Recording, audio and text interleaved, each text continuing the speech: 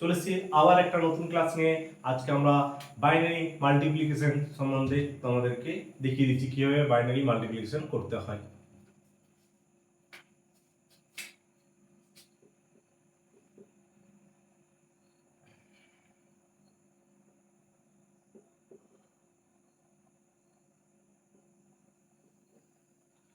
তো বাইনারি মাল্টিপ্লিকেশনের কিছু সূত্র বা ল আছে, সেগুলো দেখে নাও। পরপর দিয়ে আমি লিখেছি সূত্রগুলো।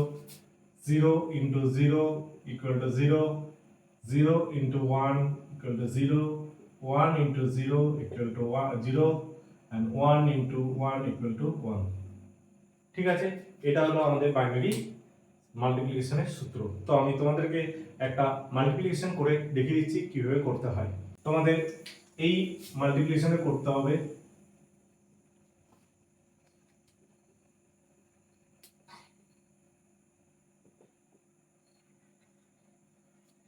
10110 × 111 বের করতে হবে, এটা মাল্টিপ্লিকেশন করতে হবে। চলো তোমাদের অঙ্কটা দেখিয়ে দিই।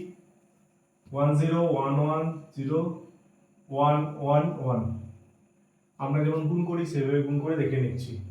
1 দিয়ে গুণ করতে হবে, 1 দিয়ে, এটা 01101। নেক্সট 01101। নেক্সট 01101।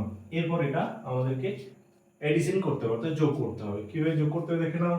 এটা 0 আছে, এটা 1, এটা দুটো 1 এ কি হবে 0 হবে, ক্যারি 1 থাকবে। এরপর 0 1 1 আর হাতে ক্যারি 1 ছিল, তার মানে তিনটে 1 হয়ে যাচ্ছে, তিনটে 1 হবে 1, ক্যারি 1 থাকলো আবার। নেক্সট আবার একটা দুটো আর হাতে একটা ছিল, ক্যারি 1 ছিল, এখানেও আবার 1 নেমে গেল।